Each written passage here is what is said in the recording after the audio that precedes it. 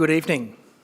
Welcome to East Gippsland Shire Council meeting of Tuesday the 12th of December 2023 and the last meeting of the calendar year.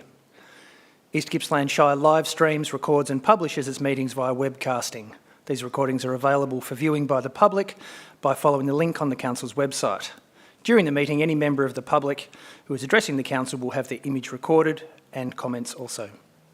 No other person has the right to record Council meetings unless approval has been granted by the Chair, which is me, and I've not received any such requests.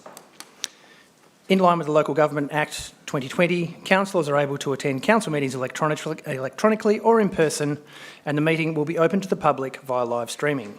If technical difficulties are experienced with the live streaming during the meeting, we will adjourn until the issue is resolved. If technical issues cannot be resolved, the meeting may be postponed to a later time or date. I'd just like to start also by recognising the traditional custodians of the land, by saying that East Gippsland Shire Council acknowledges the Gunai Kurnai, Monero and Bidwell people as the traditional owners of this land that encompass East Gippsland Shire and their enduring relationship with country. The traditional owners have carried and nurtured, cared for East Gippsland for tens of thousands of years. Council value their living culture and practices and their right to self-determination. Council pays respects to all Aboriginal and Torres Strait Islander people living in East Gippsland, their elders, past, present and future. A member's attendance can only be recorded as present at a council meeting when the member can confirm that they meet all of the following criteria. Firstly, that they can hear proceedings and can be heard by other members in attendance. And secondly, that they can see other members in attendance and can be seen by other members. I will now confirm with each councillor attending online in turn that they can see, hear and be heard by each other, and note assurance from each that the location they are participating from is secure to ensure confidential deliberations remain confidential. Councillor White, can you see and hear us? Yes, I can, thank you. Thank you, and can you please confirm that the location you are participating from is secure, so to ensure confidential items are dealt with in a confidential manner? Yes, I can. Thank you, Councillor White. Councillor Buckley, can you see and hear us? Indeed I can, Mayor, thank you. Thank you, and can you confirm that the location you are participating from is secure to ensure confidential items are dealt with in a confidential manner? Indeed it is. Thank you. If a councillor participating electronically experiences difficulties during the meeting, we may adjourn briefly to enable the councillor to rejoin the meeting. Should the councillor be unable to reconnect within 5 minutes, the meeting shall resume in the councillor's absence. I will note we have had some interference due to the weather today and the satellite internet that's currently being used, but we're doing our best to rectify those issues. Agenda item number 1.2, apologies. I believe there are no apologies for tonight's meeting. Councillors, are there any declarations of conflict of interest in any of the items to be discussed this evening? Mayor, just so you know, and to put to table that I have a conflict of interest for a proposed confidential urgent business item later in the agenda. Thank you, CEO. Duly noted. Councillors, I see no other declarations of conflict for tonight's items. Confirmation of the previous minutes, agenda item 1.4. I'll now move that confirmation of the minutes be confirmed. Do I have a mover for that? Councillor Allen, thank you. And a seconder, Councillor Uri. Would anybody like to speak to the motion? No. All those in favour? Passed unanimously, Mr CEO. Thank you. Agenda item number 1.5, our next meeting. The next meeting of council is scheduled to be held on Tuesday the 6th of February next year at the Corporate Centre, 273 Main Street, Bairnsdale, commencing at 6 p.m. Agenda item 1.6, requests for leaves of absence. Mr CEO, have there been any requests for leave of absence? None received, Mayor. Thank you.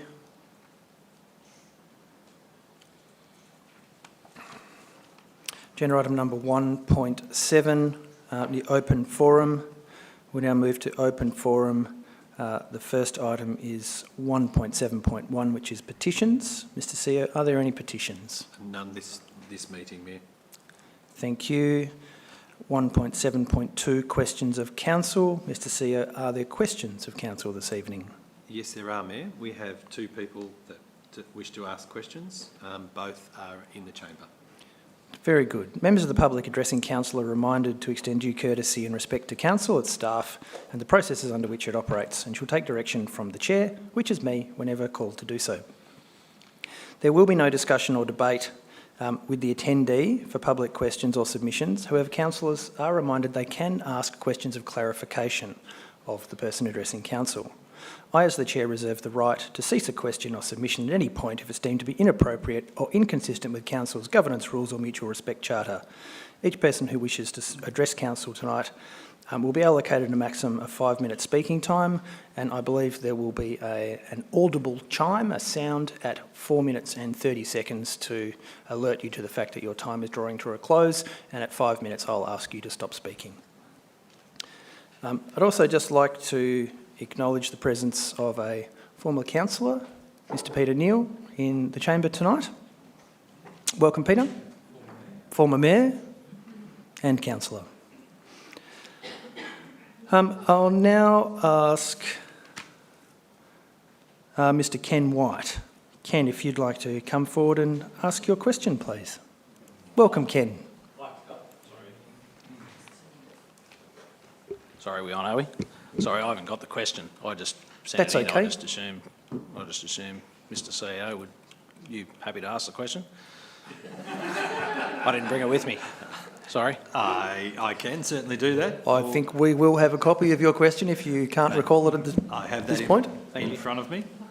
So you're happy for me to read that, Ken? Yeah, go for it. Thank you. Okay, question one, which includes a preamble, is I would like to get an answer on the level of consultation made by the authors of this document, referring to the housing and settlement strategy, with the local private town planning firms, all of them. That's correct.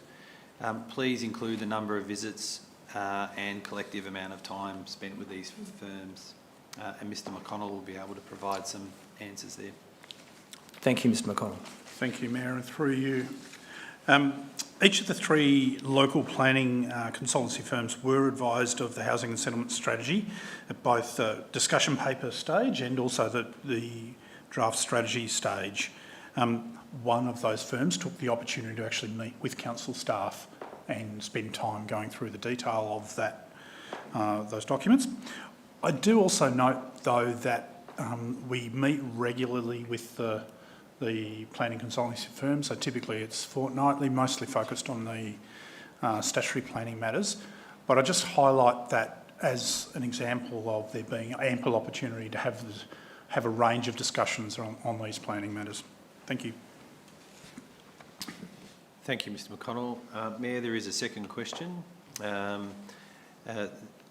So the question is East Gippsland Shire supportive of the establishment of an appropriately resourced and governed planning reference committee that has oversight of strategic planning delivery and a conduit to council on matters of strategic planning and ensuring operational planning? Thank you, Mr McConnell. Thank you, and through you, Mayor.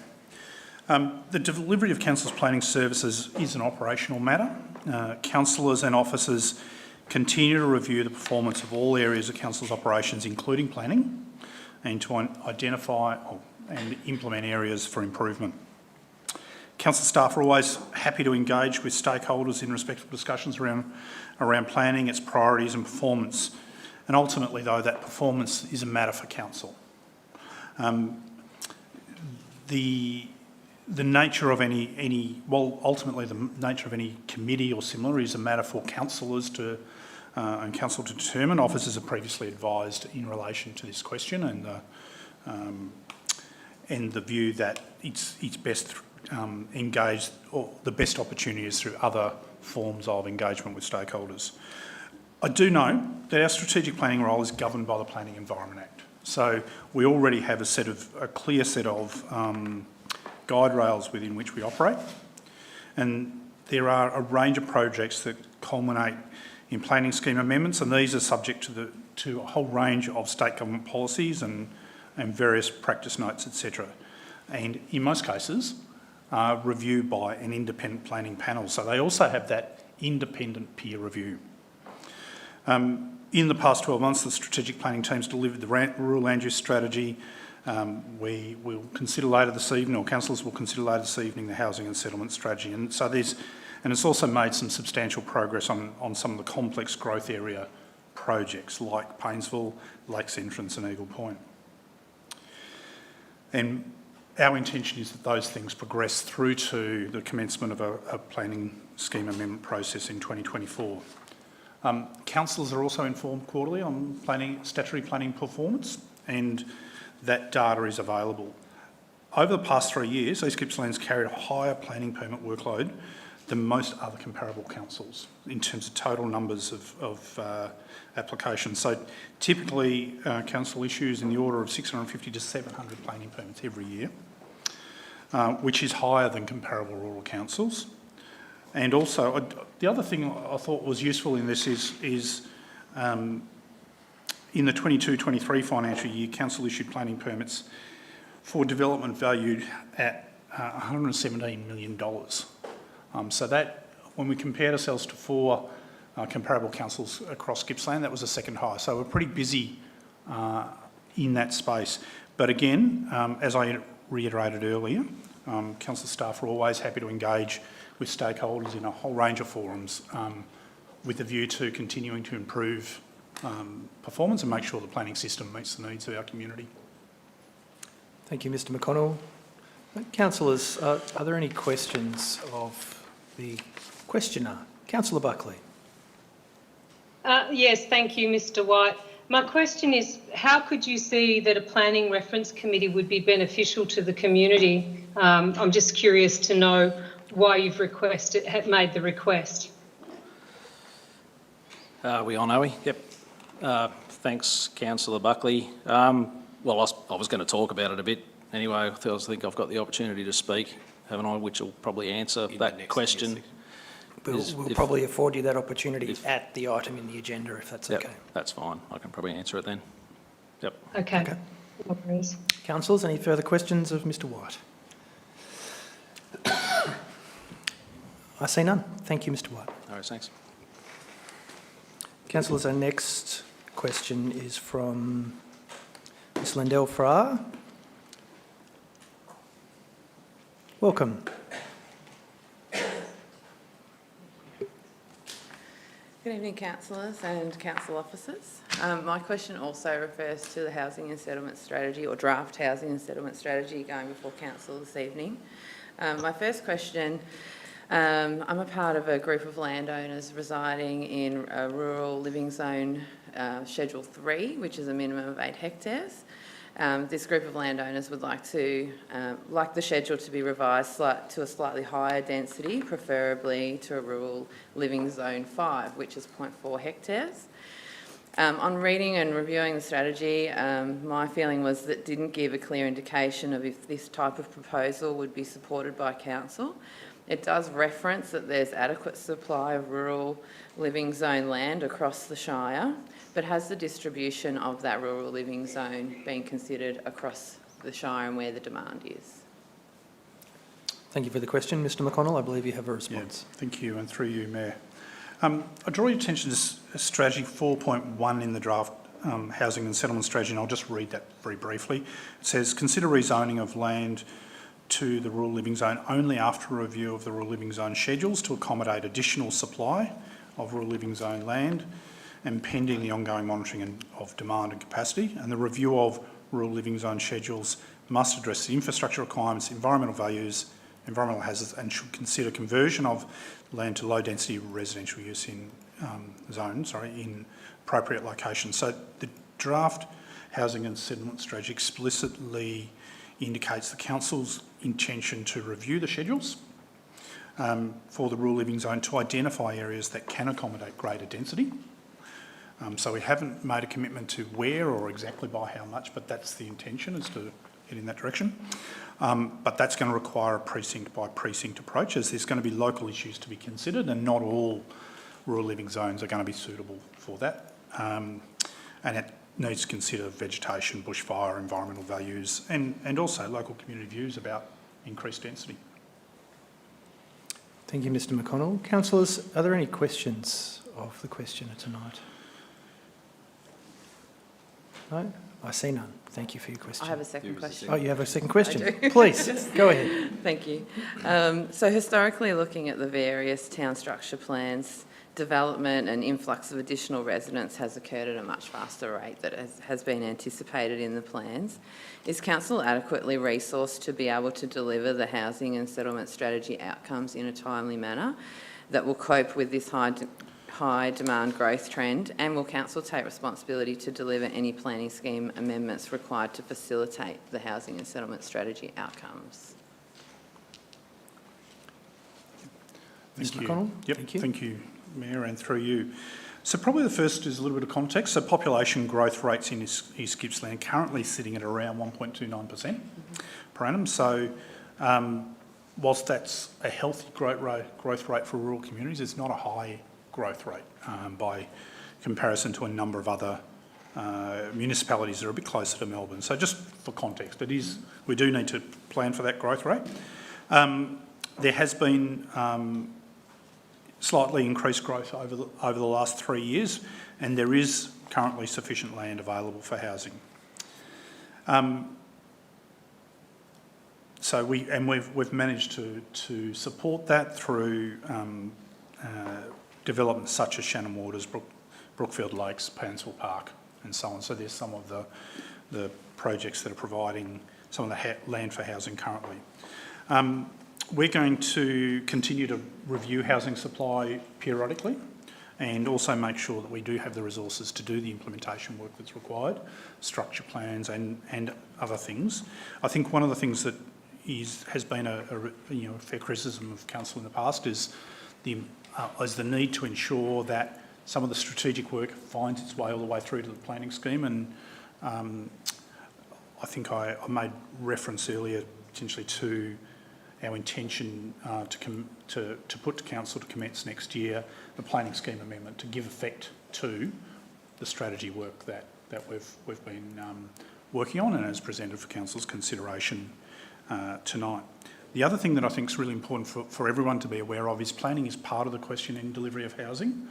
But one of the things we've also noticed is there's a whole range of other issues that need to be we need to be mindful of, such as the capacity of the construction sector and other things, which are all affecting the supply of housing in East Gippsland. Thank you. Councillors, are there any questions of clarification? No, I see none. Thank you for your questions. Thank you. And we'll now move on to agenda item 1.7.3, which is public submissions. Mr CEO, I understand there are 2 public submissions to be made. We have 2 speakers for tonight's meeting, and I think they pertain to the Housing and Settlement Strategy agenda item, so we might call them up to make their submissions at that time. Correct, Mayor. Very good. Agenda item 1.8, items for tabling. Are there any items for tabling at tonight's meeting? No, there are not, Mayor. Thank you. Agenda item 2, notices of motion. There are no notices of motion for tonight's meeting. Councillor Buckley, do you have a... I've just noticed that Councillor Buckley has frozen in the internet time there. We'll just give her a minute No, to sorry, recover. Mayor, that was a legacy hand. No worries. So no notices of motion, councillors? No. Mayor, may I just ask a procedural question? Yes, you may. If I may. I do wish to put forward a motion in regards to the item 5.1.1. Should I do that when the item arises? Yes, that would be my suggestion. Thank you. Mm-hmm. Agenda item 3, deferred business. I don't believe there's any deferred business. Council and delegates reports. Councillors, I encourage you to submit your delegates reports to be included in the minutes as per our previous resolution. They will of course be available for people to read at a later date once the minutes are published. Agenda item number 5 is officer reports. First report is item 5.1.1, which is the draft housing and settlement strategy. Before the item's presented, I might call up Mr. Ken White to make his submission, please, Ken. Welcome back. Thanks. We're on, are we? Yep. Thanks for the opportunity to speak to this report. I understand and appreciate that this is an important document and there has been a lot of work that's gone into it. My issues with this report that I will discuss now are not exhaustive, but I believe them to be highly relevant and worthy of us taking a breath and considering before we finalise this and commit ourselves to something that may be underwhelming in the long term. There is a ripple effect to these types of documents and this council needs to consider that carefully before we move forward. I have two more general issues with this report. Firstly, councillor understanding, and secondly, community consultation or stakeholder consultation. Councillor understanding.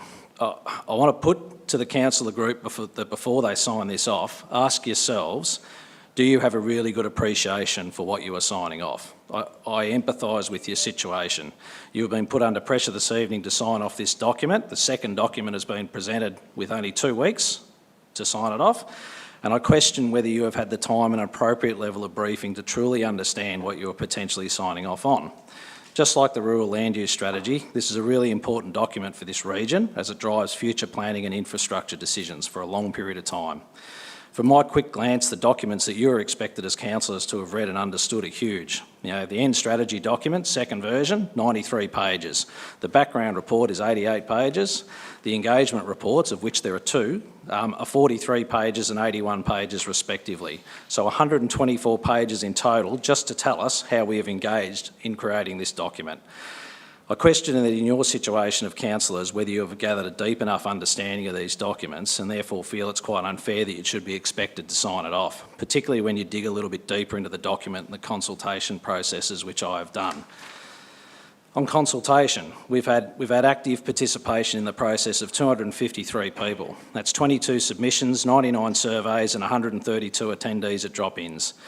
Do you really think for a document of this level of importance to our region, with over 45,000 ratepayers, that that's representative? The single most important group of people in this region to consult with is the private planning professionals. You know, the Crowther and Sadlers, the Scott Kims, Courtney Campbells, Ash Carrolls of this area. These people collectively have decades of experience and are all based here.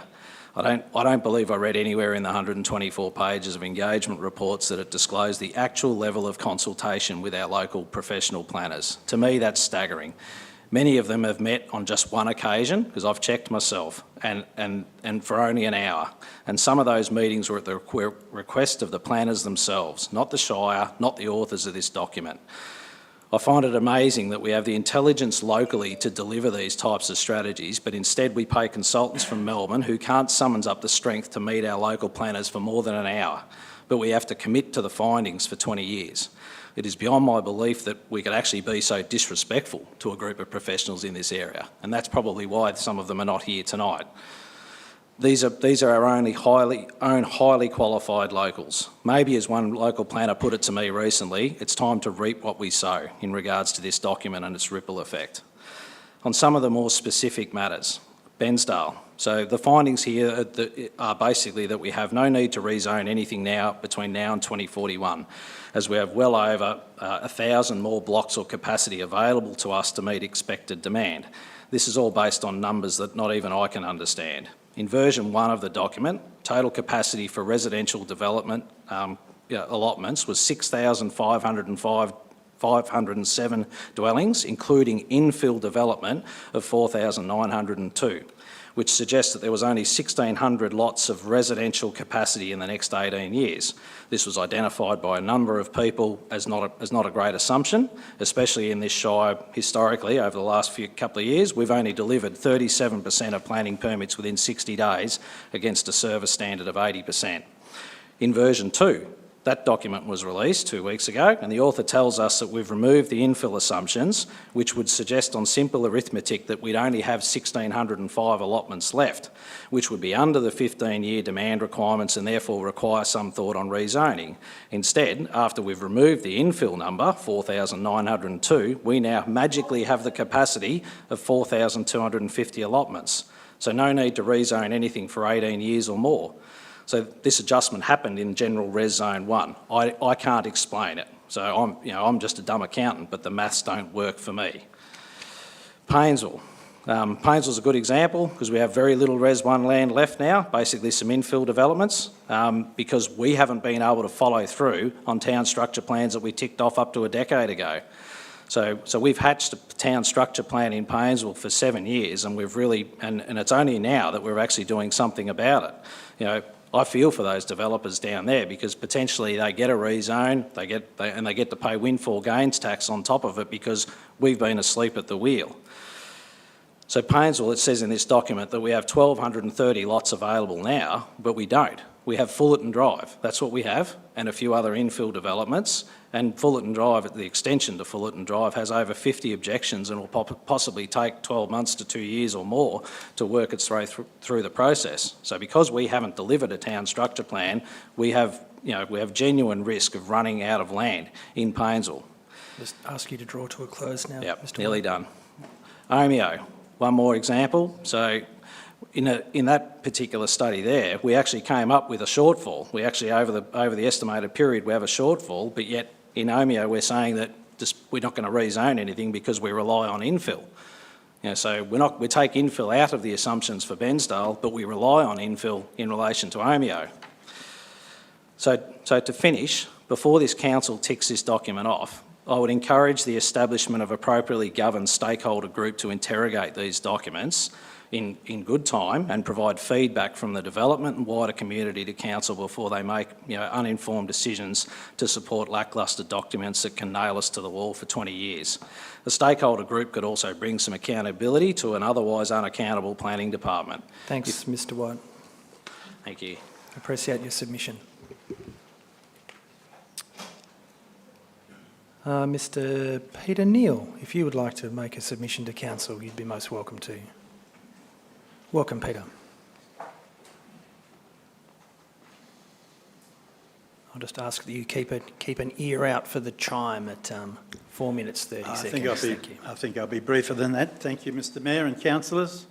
Thank you for the opportunity. I wish to speak to the draft housing strategy 5.1.1 on your agenda this evening.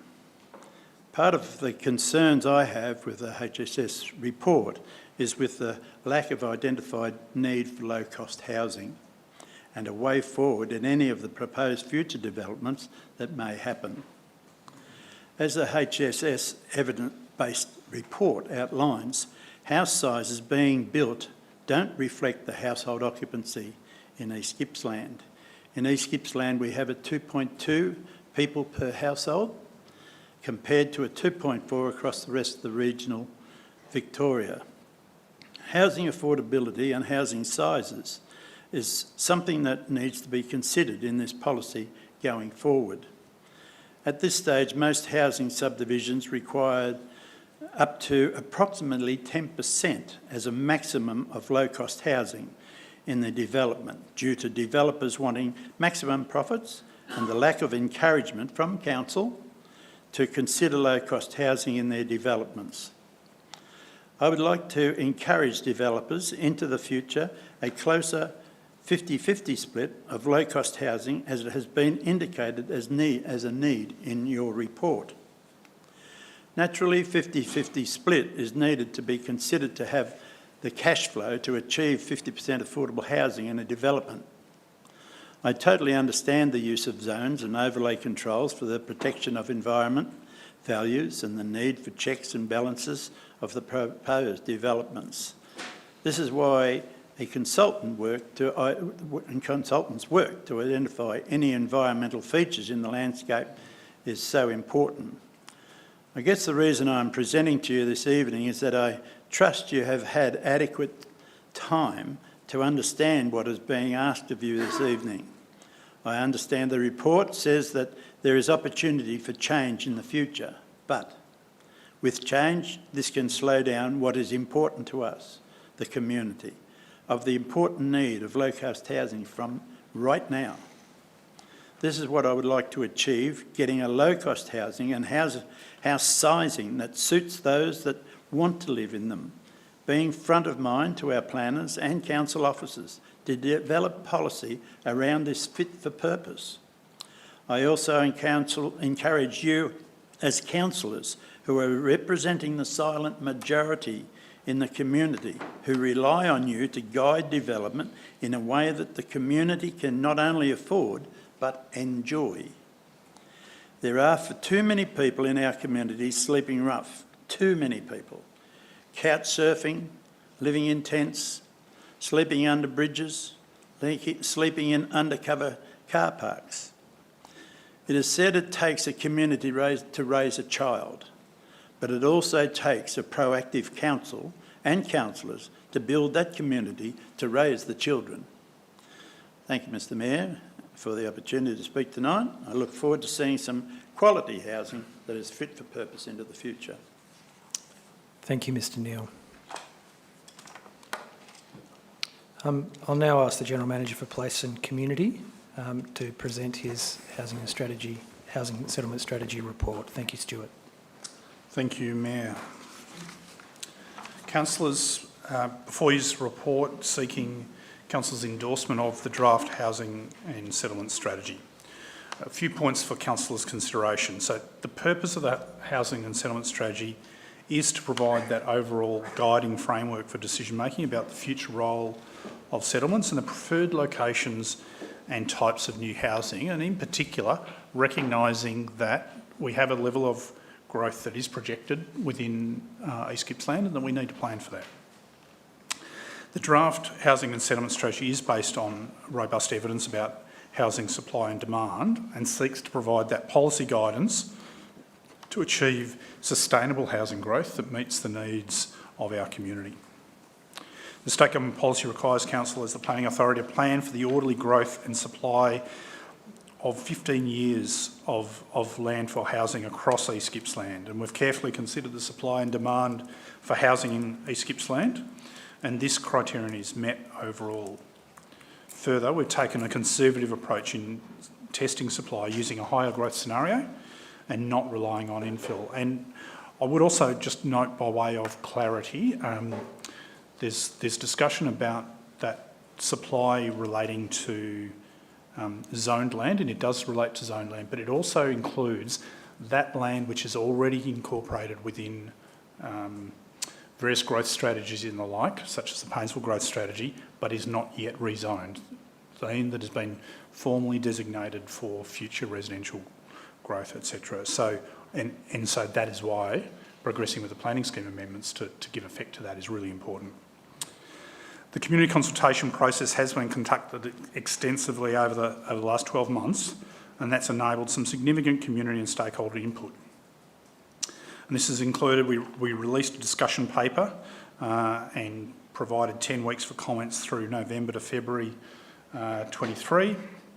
There was widespread engagement on the draft Housing and Settlement Strategy in April 23, including newspaper notices, social media, Your Say, and so on, and engagement sessions that ran across 9 different locations across East Gippsland, plus some targeted conversations with some of the communities that had particular interests in the matter, such as the Buchan community. While, as set out in the engagement report, there's a range of issues raised by the community. In general, the community supports the principle for Council to manage pressures for outward growth on the settlements and to facilitate infill development, efficient use of the existing residential land, and greater housing diversity to meet the changing community needs. And I think that aligns with some of the matters that Mr Neal just raised. There is a strong community support for reducing the impacts of housing growth on our rural resources and landscapes and environmental values, and the draft Housing and Settlement Strategy reflects that. Recent changes to the draft Housing and Settlement Strategy are sought to accommodate some valuable community feedback, including the support for balanced growth across the Shire, protection of environmental values and planning for natural hazards. The adoption of the draft Housing and Settlement Strategy will give rise to a planning scheme amendment to incorporate future strategic directions, and this will be subject to further community consultation and independent review. And again, I foreshadowed that our intention is to put to Council to commence that work next year, subject to endorsement of the strategy. So it's important that work that proceeds to planning scheme amendment, and that does then provide that further opportunity for both independent review, testing of assumptions and further community feedback. The implementation plan that's attached provides a series of actions to implement the draft housing and settlement strategy, including structure planning, a new policy on environmentally sustainable development and other actions to guide future growth. The draft housing and settlement strategy emphasises responsible growth, housing diversity and affordability and environmental stewardship. Those things are really critical. And the strategy can be reviewed as time passes and doesn't lock council into a particular position. It provides overall strategic planning guidance. And I also note that within the strategy there's commitment to review the supply and demand analysis every 5 years, because we know that will change and we need to stay on top of that.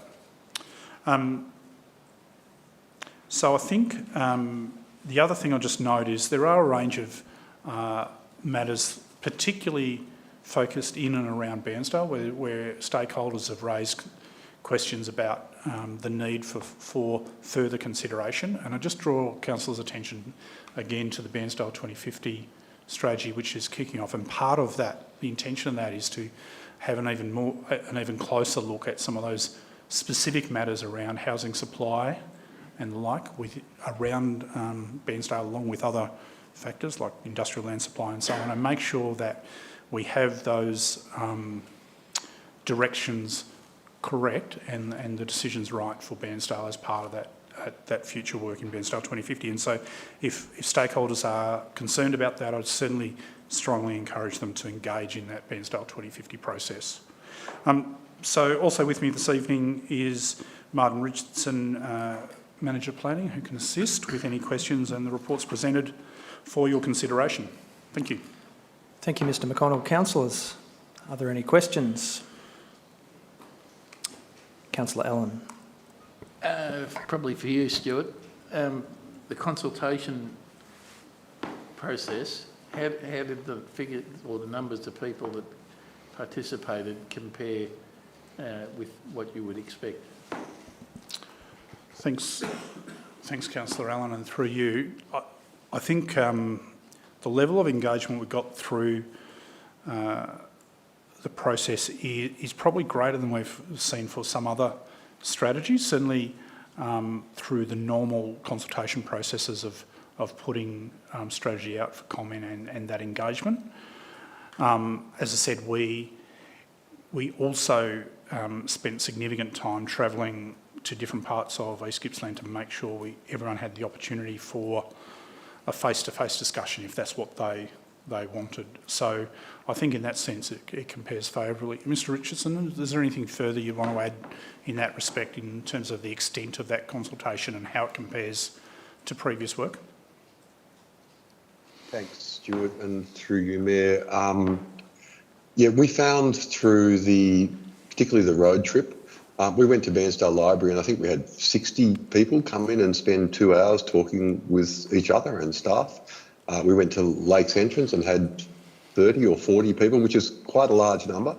Malakuta, Can River, Omeo, Buchan, Paynesville, other places. So I guess one of the challenges with a strategy of this nature is that people in the community are busy.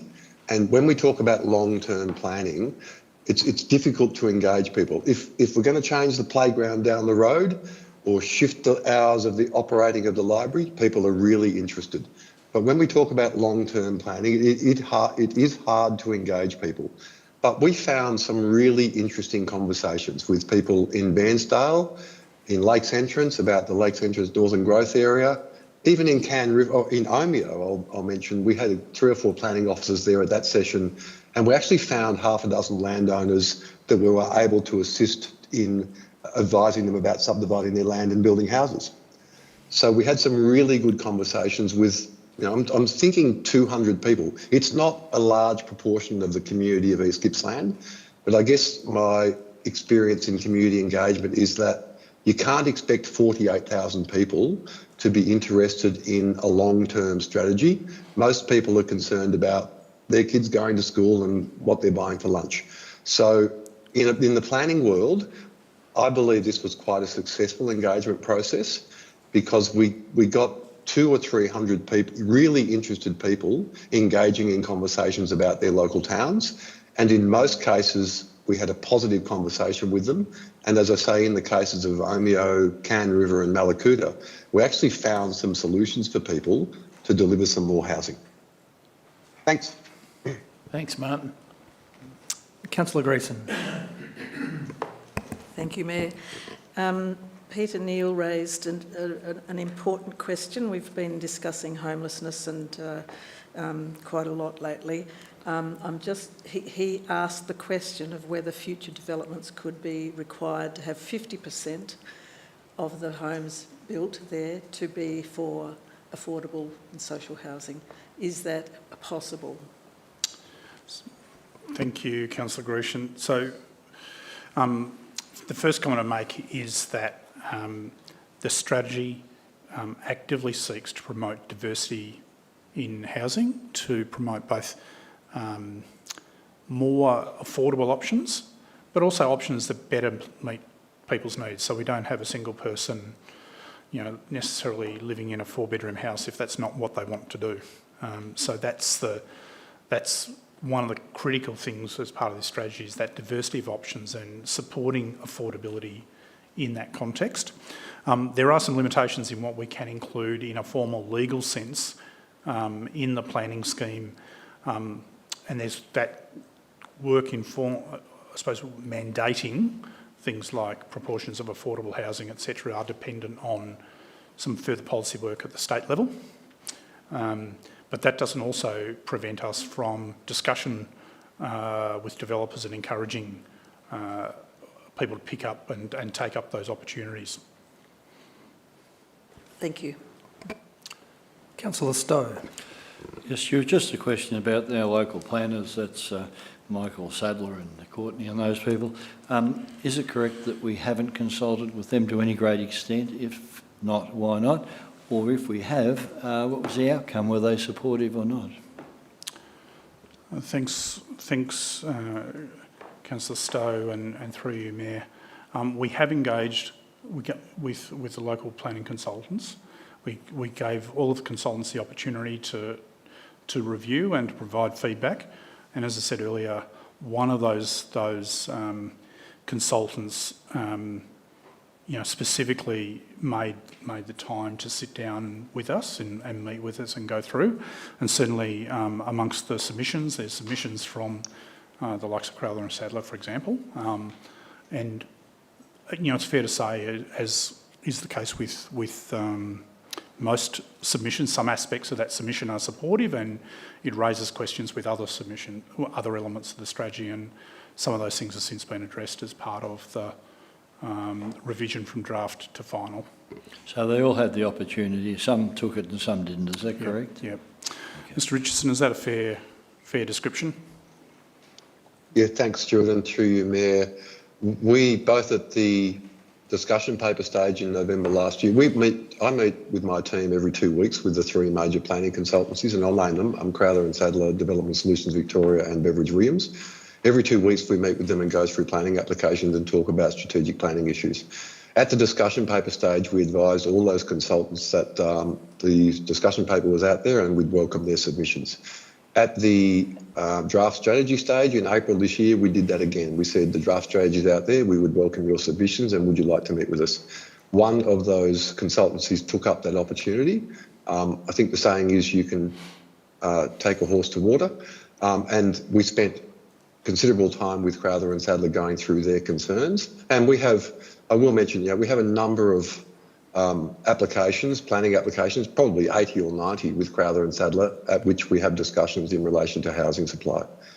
Crowther and Sadler provided a submission, and it was a very well constructed submission and raised significant issues and questions that we needed to address. We felt we addressed most, if not all, of those submissions in our responses. And as recently as last week, I had a discussion with Crowther and Sadler about the housing and settlement strategy and about the next 5 years and the review of housing supply, etc. And I believe there was a level of comfort that we will review housing supply and demand, and we will acknowledge that there may be constraints that come into place, and that we will continue to work with those planning consultants to deliver the outcomes that their clients desire. Thanks. Thank you. Thank you, Councillor Stowe. Councillor White. Thank you. My question's in relation to the people who attended these drop-in sessions. So probably to you, Martin, would many of those people, and I can't think of another word, and I hope it doesn't offend anybody, but would many of those people perhaps been inquiring because they had a possible vested interest in the outcome of the strategy, perhaps landowners in various towns that were perhaps thinking of development? Thanks, Councillor White, and through you, Mayor. Yes, it is true to say. People often attend these sessions because they have land and they're interested in rezoning or developing, and we did have a number of those people. And as I mentioned, in particular, I recall in Painesville, Can River, Lakes Entrance, Omeo, we had people specifically talking about pieces of land that they own, and we were able to actually tell them, it's quite pleasing, we were able to say, we think we can get you a permit to subdivide your land. But we did have general interest from community members, a number of whom I had conversations with, who said, we're interested in sustainable growth in the Shire. We are interested in the shift that needs to happen to provide more diverse housing. We are interested in not being Pakenham, if I can be so blunt. We are interested in preserving the values that we care about, our neighbourhood character, our environmental values, our risks and hazards. We had a lot of people who actually took the view that it's a good idea to have a long-term view about how we want our townships and housing developments to occur. And that was really pleasing. So yes, there were, back to your question, Councillor White, there were people who had vested interests, and that's fair enough. They're entitled to that. And we spoke with people and we reassured them that your land is zoned residential, yes, you can subdivide it. Or your land is proposed to be rezoned to residential, in the future you will be able to subdivide it. We had a number of other people who said we don't want any more development, we don't want any more housing, and we were able to explain to them that the planning system has to balance the need for housing with the need for preservation of environmental values, etc., and that would be a process that the Housing and Settlement Strategy supports, continuing to balance the need for housing with the need to protect the really important values that the community has in East Gippsland. So we had a lot of views expressed, and they were a lot of great conversations.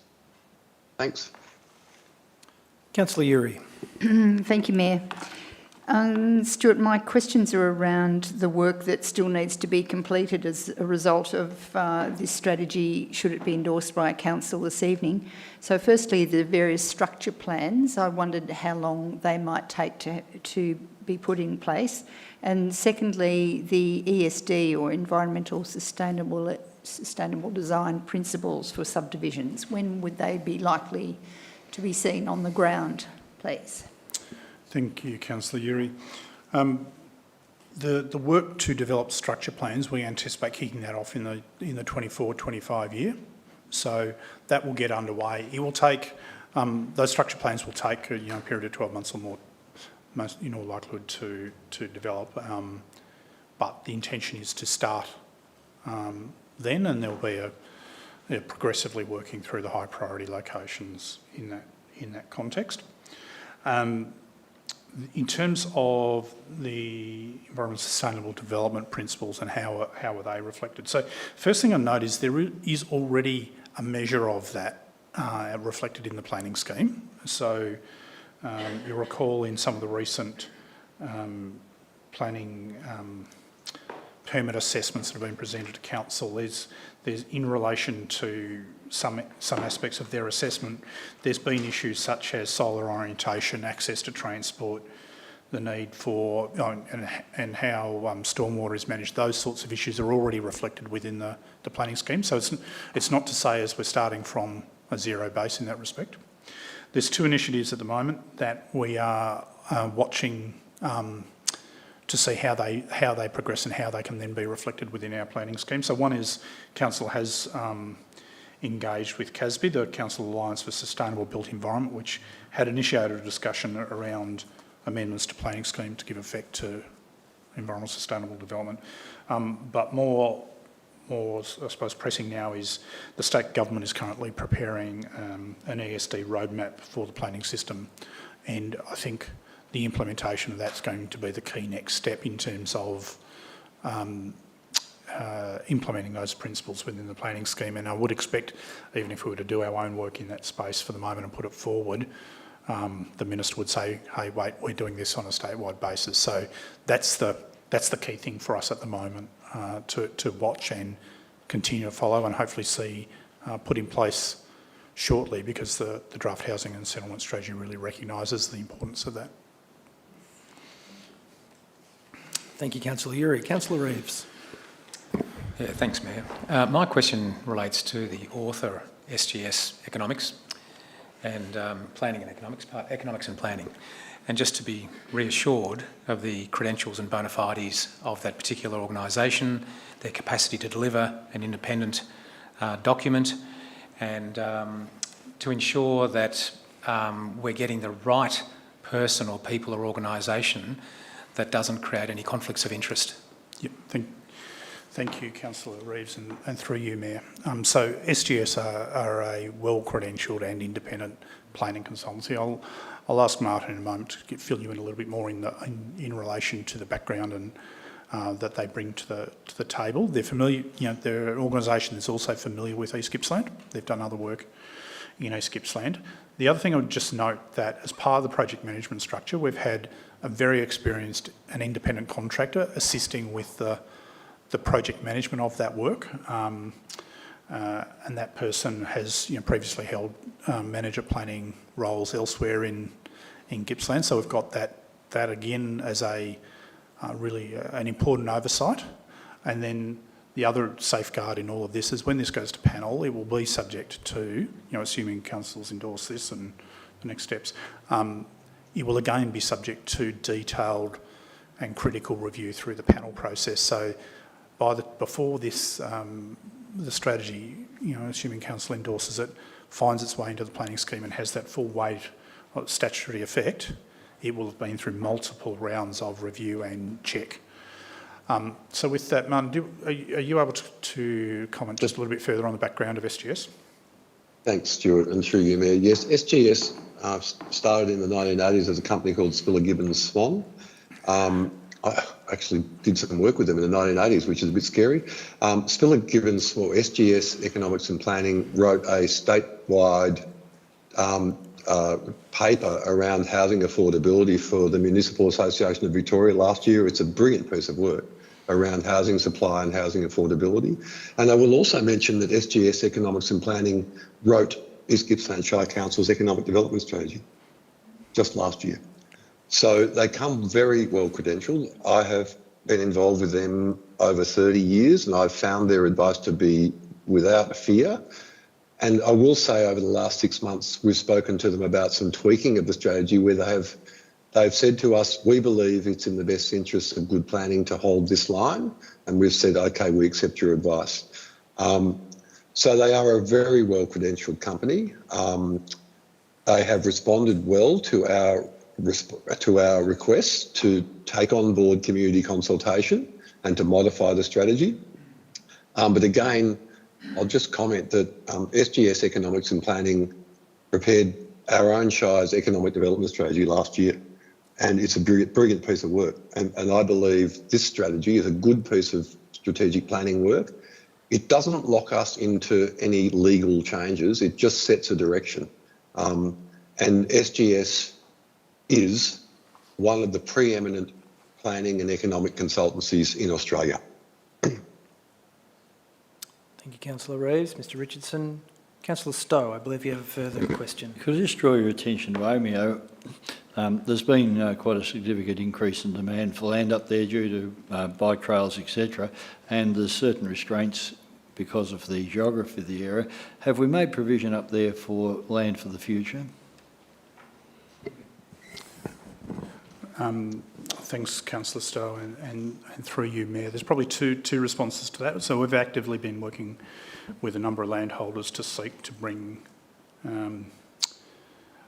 more land available for housing, and it's fair to say that's with mixed success, in part because of the different desires and intentions of those landholders. So those two things always need to run together, what we're seeking to do and what the desires and intentions of the landholders are doing. The other thing I'd note is that OMEO is very much one of the first priorities for the structure plan work that needs to be done, which will be the precursor, really making sure that then that full systematic look at OMEO, its housing needs, etc., is available. And as Mr. Richardson outlined earlier, even now we're continuing to work with different landholders in OMEO around subdivisions and other infill related work to help in that housing supply. So I gather from your answer that the answer is no, we haven't got enough land up there. So thanks, Councillor Stowe. We do recognise there's a need for us to look at how we best make some more land available, and some of that relates not so much again to total land availability, but how it's being used, and the balance between short-term rentals, holiday premises, ongoing dwellings, all of those things come into play in OMEO as given the nature of the destination. So that's why it's a priority for us to be looking at more carefully. Councillors, are there any further questions? No, in that case I may pose one myself. We've heard pretty consistently through the consultations over quite a long period of time that the community really value the natural environment. It's a key part of why we live where we live. I've had it put to me that the strategy does very well in articulating the desire to protect natural values in terms of the impacts of housing and settlement, but that it's maybe not as strong as it could be in the implementation or the actions side of it. What assurances could you give people who are raising those concerns that environmental values will be protected by the implementation of the strategy to adhere to its intentions?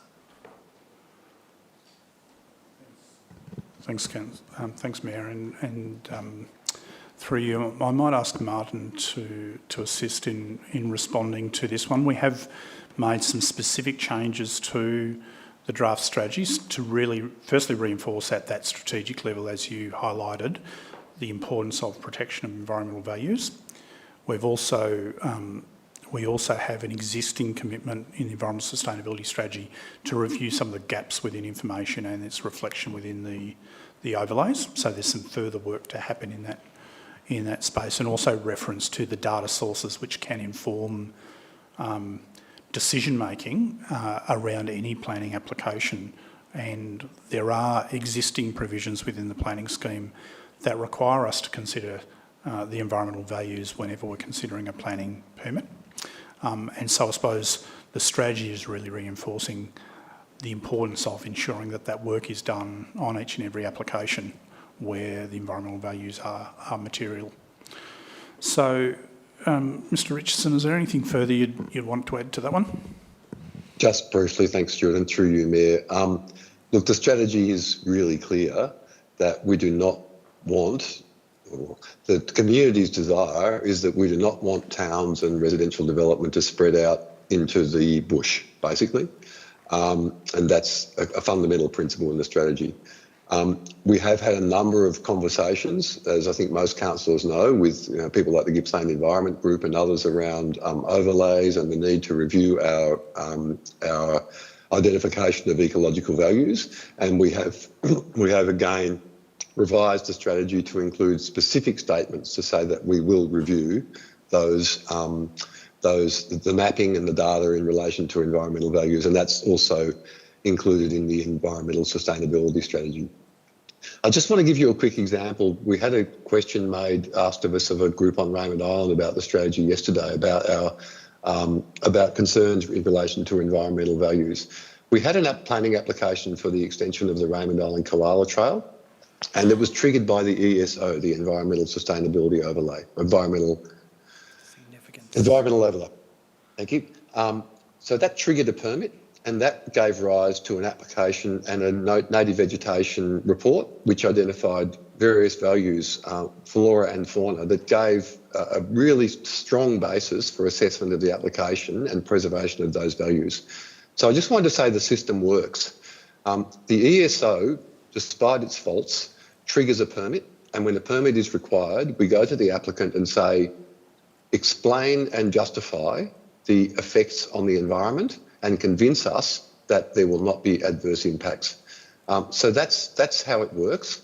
It can be better, and we have committed in this strategy and in the environmental strategy to reviewing the environmental significance overlay.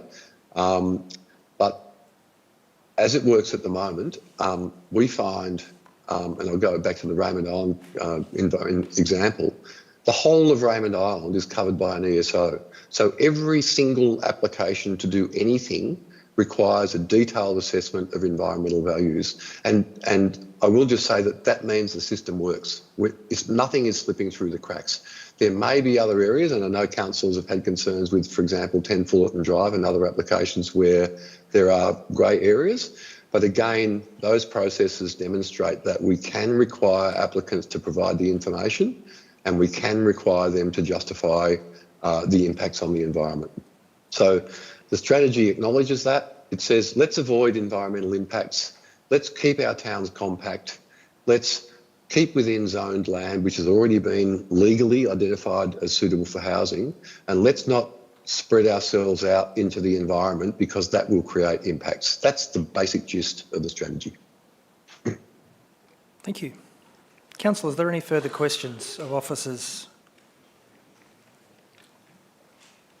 I see none. Councillor Buckley.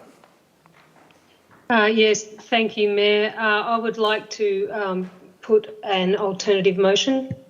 You can move a motion because we don't have one on the Move a table motion, currently. yep. Sorry, move a motion. Certainly.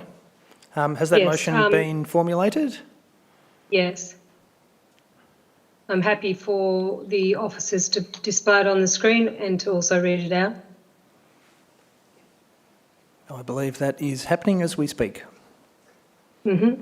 So the motion is that the council defers item 5.1.1 draft housing and settlement strategy until the council meeting on the 27th of February 2024 to allow sufficient time for additional consultation with the community. Thank you, Councillor Buckley. Do I have a seconder for that motion? Councillor White. Thank you. Councillor Buckley, would you like to speak to the motion? Yes, I would. Firstly, I will just read an extract from an email that I received from Mr. Ben Frew, because I think it's relevant to why I've put the motion forward. He states, "The timing for such an important revised document like this seems unbelievably rushed. I understand it is important to move forward in a timely manner to ensure strategies like this are ultimately adopted and implemented. However, I unwaveringly feel that the timing for this proposed revised strategy adoption is inappropriate and does not allow our local community enough time to fully understand the complexities outlined in this strategy that will ultimately influence our community and environments for the next decade and possibly beyond. The integral data and information that is contained within this revised strategy, draft strategy, or final strategy is vast and considerable. The initial interpretation of data that I've personally absorbed that has been presented in both the draft housing and settlement strategy and also in the recently revised draft settlement strategy seems to be inconsistent and requires further interrogation and understanding." I won't read the whole email, but what I will say, my personal opinion on this draft housing settlement strategy is that it is at odds with who I represent in my demographic. Although I represent the whole of East Gippsland, I live in a very remote part of it.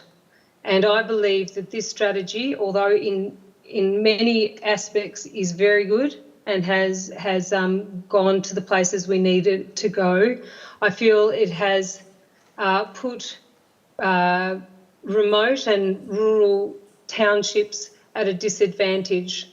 It has curbed the ability, in my view, for future zoning and residential developments and future growth. It sounds, you know, as I also objected to the rural land use strategy, this strategy also puts our rural communities at a disadvantage. So I would like to be able to have support councillors from this group so that we may have time over our break and so that the community may have time to explore on a deeper level this strategy that will affect our community for decades to come. And I think just asking for that few extra weeks so that we can discuss this back when we come back in February is the kind thing to do for community. So I ask for your support. Thank you. Thank you, Councillor Buckley. John, you seconded the motion. Would you like to speak for it or to it? Thank you, Mayor. I do agree with Sonia and, of course, members of the community.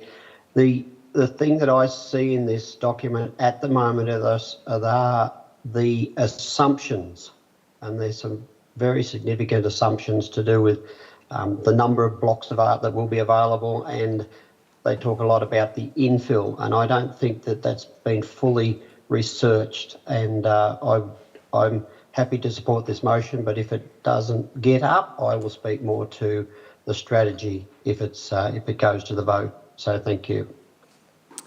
Thank you, Councillor White. Mr. CEO. Thank you, Mayor. I would just like to seek some clarity, if I may, in relation to what the expectation of officers is. And the reason I ask that is to allow sufficient time for additional consultation with the community. Is the expectation that consultation is undertaken by officers, or is the expectation that this is additional time for councillors to engage with community to understand any concerns there may be in community? So I'm just trying to understand, because that's quite different types of consultation.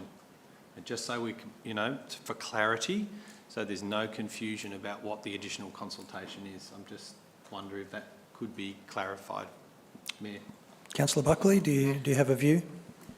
My view would be that it would give community more time to read the document and present back to council on it, and perhaps write into council, because we will have a briefing prior to the next council meeting, that we could consider any future changes to the document that community would like to see, and also stakeholders. So Mr. White quite rightly presented that there hasn't been, in his view, enough consultation with the broader stakeholder community, and this may give them the chance also to further put in submissions or come to council even to discuss it with us.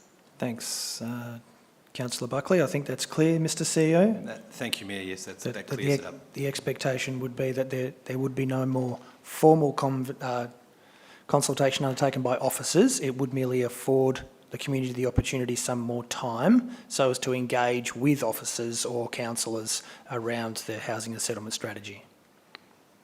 Understood? Very good. Would anybody else like to speak for or against the motion that is currently before us? No? In that case, I'll put the motion to the vote. All those in favour? Those against? The motion is lost. Thank you, councillors.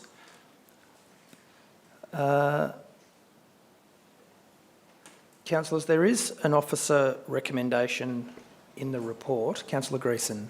I wish to put a motion, please. I'll ask Vanessa to put it up. Thank you. Just stand by while that motion is displayed.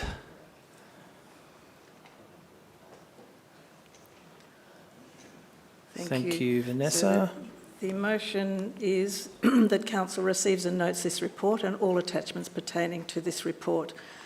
Number 2, adopts the draft housing and settlement strategy as provided at attachment 1 with the following amendments.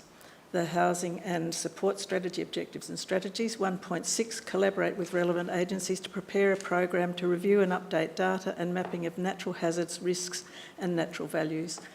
Housing and settlement strategy implementation plan, implementation actions. 1.1, ongoing as part of planning application assessments and strategic planning and informed by the use of available and credible spatial data, e.g. nature print from DECA, where relevant. Point 3, notes that a report will be presented to Council at a future date to consider a planning scheme amendment to incorporate the policy directions contained in the Housing and Settlement Strategy, including further public notice and opportunity for formal public submissions as part of the planning scheme amendment process. And 4, requests the Chief Executive Officer or delegate to advise all parties that made submissions on the draft Housing and Settlement Strategy of Council's decision.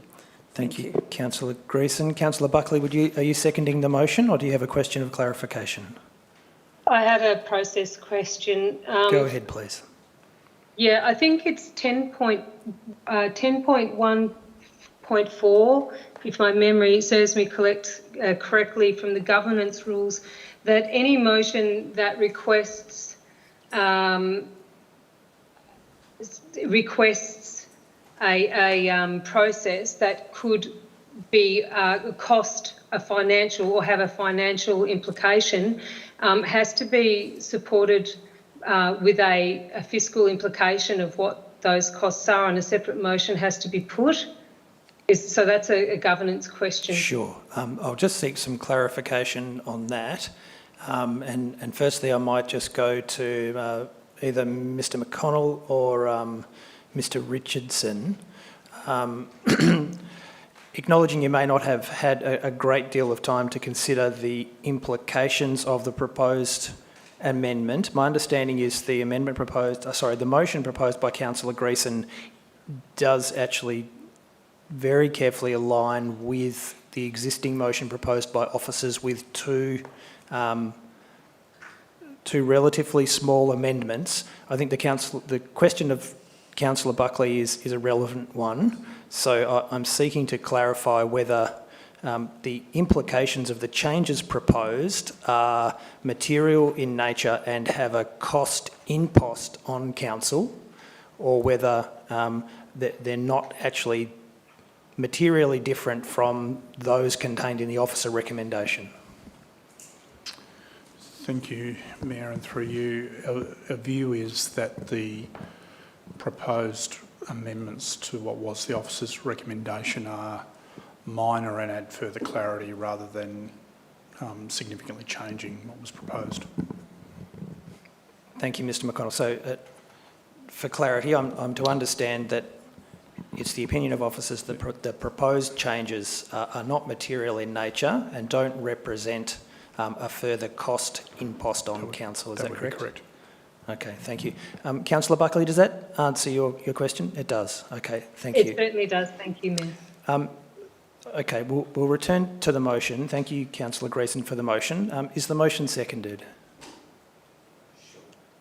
Councillor Reeves, thank you. Councillor Greason, would you like to speak to the motion? Thank you, Mayor.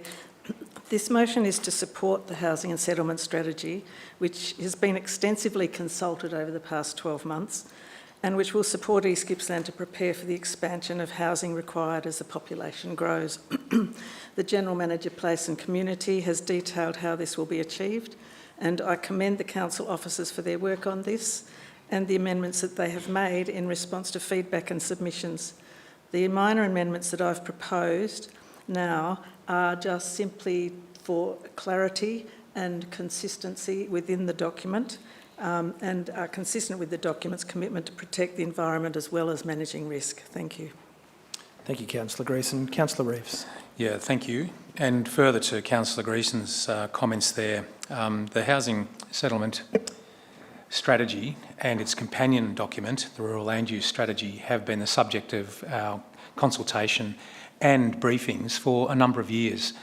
And when I've looked back through my notes, we saw a draft Housing Settlement Strategy more than 12 months, actually 14 months ago.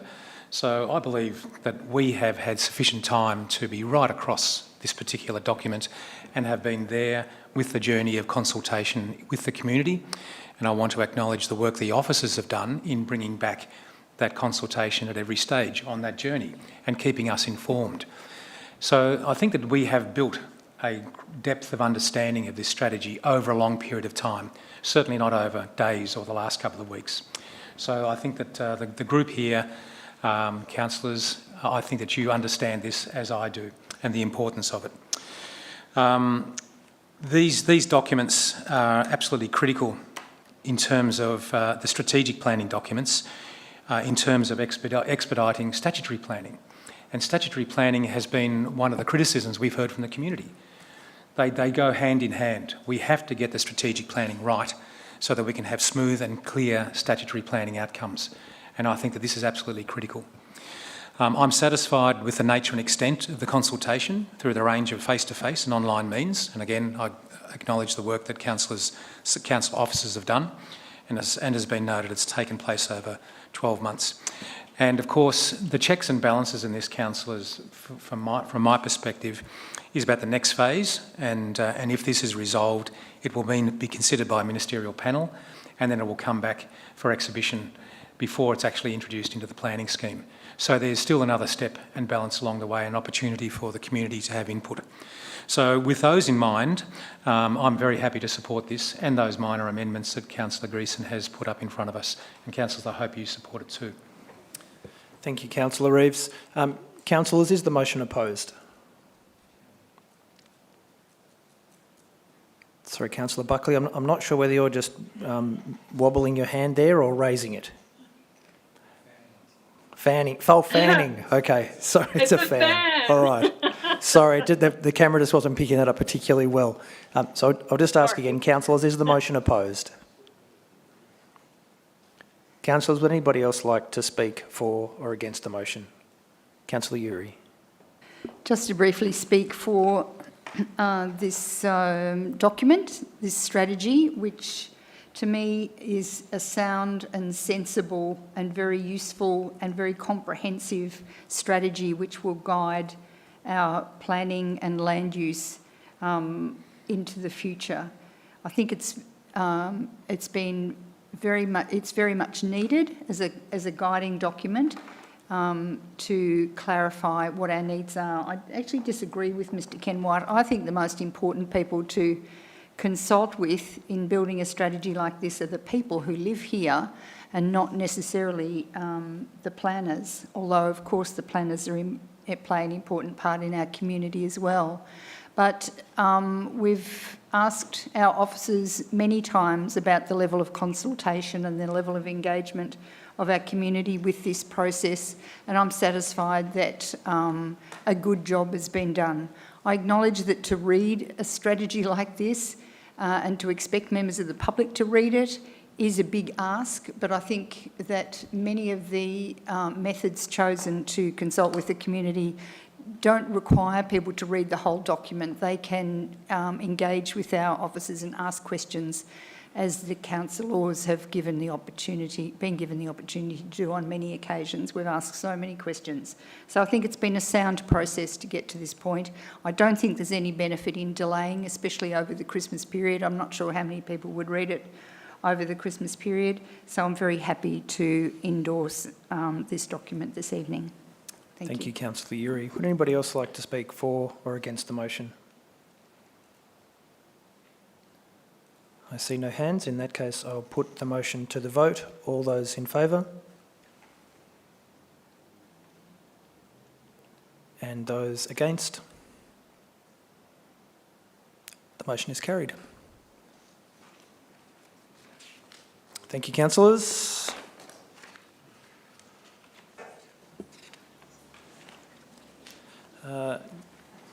The next report is item 5.2.1, suspension of the East Gippsland Shire Council Road Management Plan. General Manager, Assets and Environment, Ms Fiona Weigel, would you like to present your report to Council, please? Thank you, Mayor. Councillors, I think the report before you is fairly self-explanatory. Just to very briefly recap, the Victorian Road Management Act requires Council to have a road management plan which is adopted by Council on a 4-yearly basis. And sets out really, a lot of issues around how we manage our local road network. Importantly, the plan is the main mechanism for identifying roads and related infrastructure and the maintenance and dictates the maintenance and management standards which Council commits to, including the frequency of road inspections and the tolerable levels of defects in the time taken to repair defects. So this is a statutory document for Council. As we all know, East Gippsland Shire has again received a lot of rain in late November and early December, which has had a significant impact on our roads. And our road supervisors are still out there assessing damage and specifying what improvements and what maintenance needs to be undertaken to bring those roads back into the conditions outlined under the road management plan. Therefore, until such time as we can ensure that the roads are back to this standard, we're suggesting that we suspend the road management plan to allow us to continue to operate these roads. So it means that Council wouldn't have to close the roads, but can put measures in place to make sure that they're still trafficable under different circumstances with appropriate signage and modifications while we undertake these works. We're suggesting that we suspend the road management plan until the end of March, and that should give us time to at least have done the initial repairs. The road management plan has a clause 2.11, which allows us to do that. So the recommendations before you, councillors, are to suspend it for that period, noting that where roads are not impacted by the flood events, our intent is still to maintain them to the standards that are outlined within the road management plan. Thank you, Mayor, and happy to take any questions. Thank you, Ms Weigel. Are there any questions? Councillor Uri. Thank you, Mayor. Ms Weigel, this is obviously an important bit of, if this is passed tonight, it'll be an important bit of information to convey to the community. What would the communication strategy be to get the right information out to them? Thank you, Councillor, and again through you, Mayor.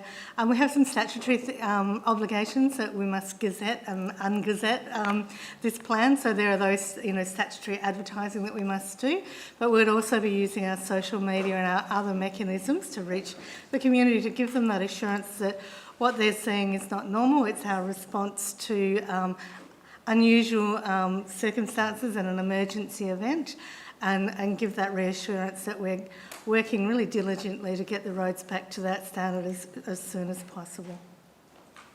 Thank you. Just a follow-up question, if I may. Will the roads be specifically and individually marked as well, so they know that they're entering a zone that may not be up to what they expect? That's correct. We'd be signing all those roads, and we'd be reducing speed limits on a lot of those roads as well, so that we're encouraging road users to take additional caution when using those roads. I guess just to add on to that, if we didn't do that, we may actually have to close a number of roads. And as you know, a lot of the roads were in remote areas and often provide that only point of access and egress for remote people living in remote areas. Thank you. Councillors, are there further questions? Councillor Reeves. Thanks, Mayor. My question is just to be reassured about community safety. I guess that's one of the main reasons why we're doing this. It runs in parallel with our repair works and our remediation works. We have 3 months where we have to have submitted and undertaken our emergency repairs. And then for roads, and we have a couple, and we've shared a couple of photos of some of those roads with the councillor group, which will take longer than that 3 months to do all the repair work. Then they go through another longer remediation process. During that process, so we're very clear and make sure that we're taking every effort to sign those roads appropriately, reduce the roads appropriately. Our road maintenance contracts require our road maintenance contractors to be out there making sure signage is always in place, checking it on a daily basis and so on, to make sure that the roads are safe to use. And during repairs, there might be times when those roads are closed for a short period of time. And during those times, we've been notifying those local communities of any further road closures. Thank you. May I just ask a quick follow-up Indeed, question you in may. regard to the busy summer season when we'll have a lot of visitors and our roads will be used more than ever, and how do we convey that information? Guests might have expectations about travel times that may not be able to be met. When we use roadside signage or We do have a number of EMS boards, which are EMS, rather thank virtual you, that's what they're called. messaging boards that we can use. We also, in conjunction with the Vic Roads website, identify where we have roads that are closed. We can also look at putting up messaging around roads that might not be closed but might have reduced speed limits on them and would take longer to travel. A lot of the roads, it's really around local use and local road users that are using some of these local roads. There's not many of our arterial roads that are in that sort of level of damage, but we'll certainly be making sure that we're taking your point, Councillor, that we're putting as much information out into the public as we possibly can. Thank you. Thank you. Councillor Allen. Thank you, Mayor. Fiona, the repairs of these roads, are they a council expense, or are we able to claim from somewhere or other magic tree? So because it is a declared emergency, it was a declared disaster, so we are able to claim disaster recovery funding, which is Commonwealth funding administered by the state. So there's quite an arduous process to go through to first identify all the defects, demonstrate that there are defects, repair the defects, and then claim those defects. So it's right at the end of that process that we claim. So we aim to fully claim the defects, and some of that is about having good practices in place, and we work between Mr McConnell's team and my own to make sure we've got really clear and processes around data capture and data management to make sure we can claim that, so it is not a council expense. Thanks, Fiona. Councillor, is there any further questions? I see none. Councillors, there is an officer recommendation in the report. Do I have a mover? Thank you, Councillor Allen. Seconder, Councillor Stowe. Councillor Allen, would you like to speak to the motion? Look, I think that we all know the extent of the rainfall that we had, and the damage in some areas that it's caused has been quite severe. And thankfully we've got this emergency provision to be able to suspend the road maintenance plan strategy. So I think that allows us to keep roads open, if not completely serviceable, to allow residents and communities access to where they live, and I think that's hugely important. Thank you, Councillor Allen. Councillor Stowe, would you like to speak to the motion? Just as a sensible operational motion. Thank you, Councillor Stowe. Councillors, is the motion opposed? Would anybody else like to speak for or against the motion? I see no hands, in which case I'll put the motion to the vote. All those in favour? Carried unanimously, Mr CEO.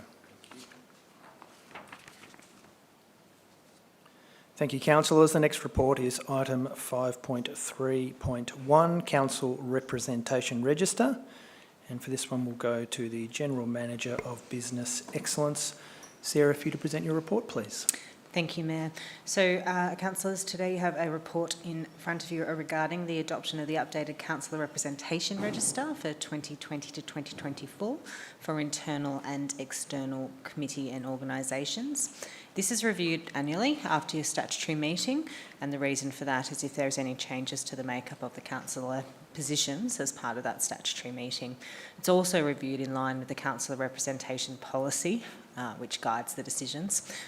The real importance of this one is that we have the right diverse range of local, regional and state committees and organisations and the right people on those, and that council is well placed to represent and advocate for the community of East Gippsland as part of that makeup of those particular committees and external organisations. The proposed amendments that you've got there are that the appointment of Councillor Reeves to the CEO Employment and Rem Committee, as Councillor Grecian has obviously been elected as Deputy Mayor, and that Councillor Cook be appointed to the Mayor ex officio positions. That was all I had to say on the particular report. Was there any questions? Councillors, do you have any questions? Councillor Uri. Thank you, Mayor. Just one adjustment, small, needs to be made, I believe, on page 297, the second page of the chart there. So under Rural Councils Victoria, Councillor Sonia Buckley is the delegate, and I've been listed as the substitute, but there is no requirement for a substitute on that organisation. Thank you. Thank you, Councillor Uri. That's duly noted, and we'll make that amendment as a minor amendment to the attachment of the report. Thank you, Councillor Uri. Councillors, are there any further questions? No, in which case we do have an officer recommendation. Do I have a mover? Councillor Uri. Councillor Van Diggle has a seconder. Thank you, councillors. Councillor Uri, would you like to speak to the motion? No, I don't need to speak. Thank you. Thank you. Councillor Van Diggle. No, thank you. Councillors, is the motion opposed? Councillors, would anybody else like to speak for or against the motion? No, in which case I'll put the motion to the vote. All those in favour? That's carried unanimously, Mr CEO. Thank you, councillors. Agenda item number 6 is urgent business. Mr Basford, are there matters of urgent business for tonight's meeting? Yes, thank you, Mayor. There is an item of urgent business that has arisen, which is a confidential item, which will need to be considered in the closed part of the meeting. Understood. Which I note is the next part of the meeting, in fact, is agenda item number 7, which is confidential business. We have... Pardon me, Mayor, just a point. Do Yes, we need Councillor to have a motion to move an Yes, we item do. into urgent business, irrespective of whether it's confidential or not? Through you, Chair, if I may. Yes, thank you, that is correct. We will be doing that once we've moved into confidential. Thank you, Councillor Reeves. We have 3 items listed in the agenda as confidential business, as well as consideration of an urgent business matter. Councillors, I need a motion that Council close the meeting to the public in accordance with the provision of section 66(2) of the Local Government Act 2020 to consider the following items. Item 6, item 7.1, item 7.2, item 7.3. Thank you, Councillor Stowe. Do I have a second for that motion? Councillor Reeves. Thank you, Councillor Reeves. Would you like to speak to the motion, Councillor Stowe? No, thank you. No. Very good. In that case, thank you, Mr. Neal, for your presence this evening, and good night.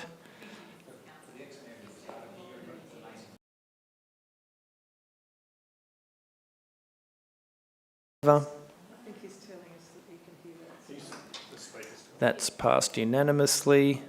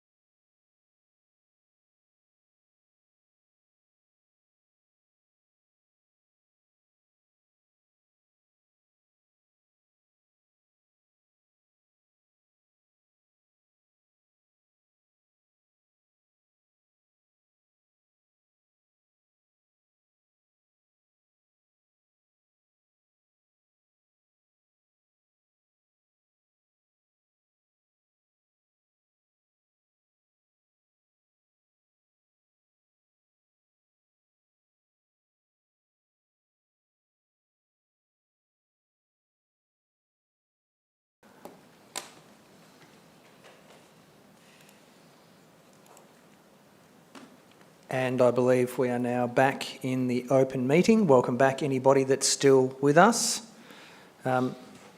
Thank you, councillors. That does conclude the proceedings for tonight's meeting. I just thank everybody who attended the public gallery and those watching online.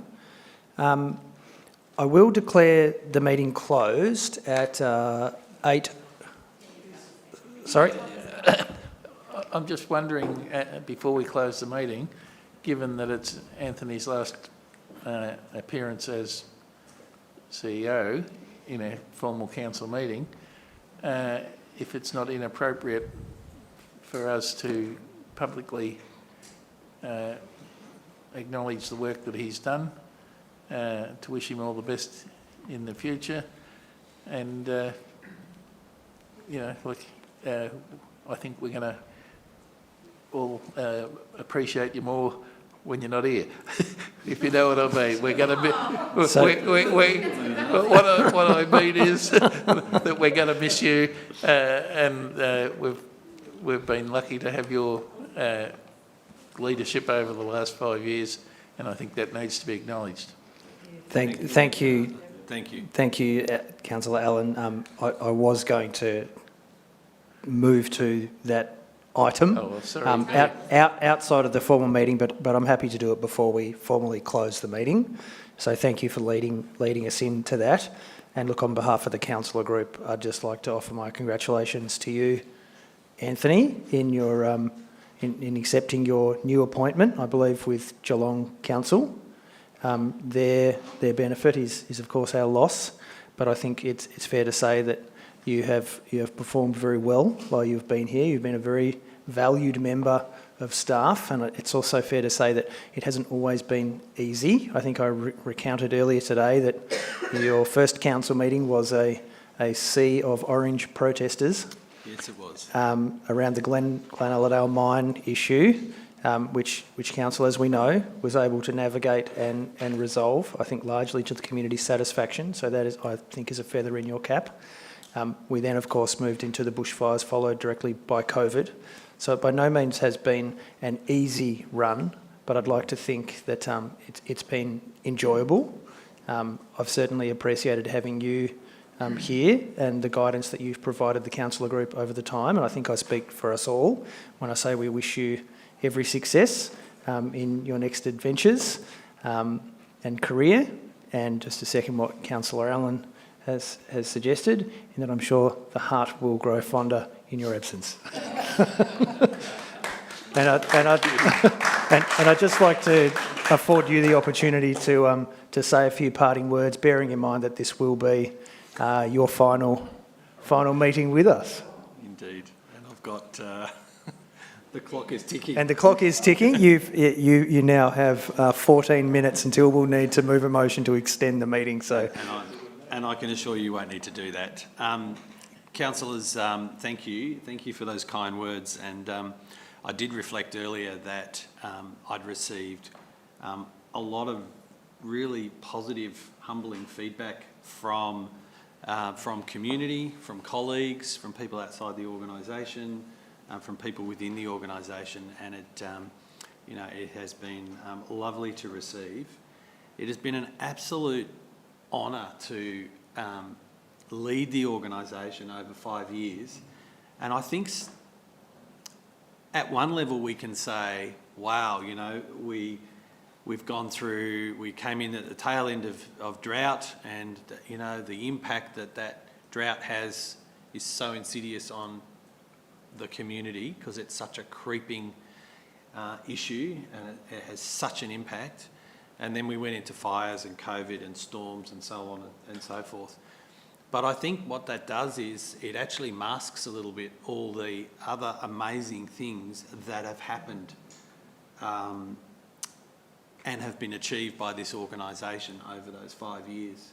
And I was reflecting on doing my last staff newsletter, and I went through the newsletters, my past newsletters that I'd written, kind of remind myself over 5 years, sort of all the things that had happened. And yes, mineral sands has certainly been up there, But you know, we've had this amazing shared service with Wellington, and it is one of a kind. You know, it is not happening to the level that we are taking it to in other parts of the state. They're trying, but you know, it is, and a huge benefit to this organisation. You know, we've done restructures, reviews. We've lost friends along the way. It's been, you know, there's been some hard times when with people.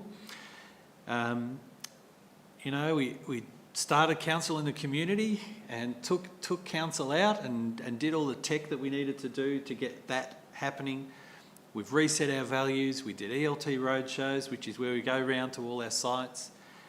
And there's been a whole list of things that have happened. And what I would like to say is that this is such a great organisation. People work here because they want to make a difference to the community they live in. And I think probably 90% of people live in the Shire. We have a few people that cross the border each day, but most people live in the Shire. So they deeply care about what they do because it's where they live. And so, look, just probably the last thing I'd like to say, I would like to publicly acknowledge the people around me, my general managers in particular, who, you know, no person is an island, so you cannot do it by yourself. You have to do it as a team. And, you know, I don't know, we've got Sarah's new, but, you know, through Black Summer fires and COVID, we spent more time together than we did with our families. Every day, weekends, public holidays, the whole shebang. And so it was an amazing experience, and I just want to publicly thank them as well. Stuart, Fiona, Sarah, Alba, who's acted, Peter, who's facing a hurricane off the coast of Townsville, and of course Jodie, who we tragically lost. So we you know, we've had some great times, some challenging times, but we're all still here. And, you know, on the whole, we're all still smiling. So thank you, councillors. It's been a journey. Thank you very much, CEO, and well said. So, and thank you, councillors and staff, everybody who's presented and spoken at the meeting tonight. I will call this meeting to a close at 8:50. Thank you, everyone. Good night. Merry Christmas to all. Oh, yeah. Forgot Merry Christmas.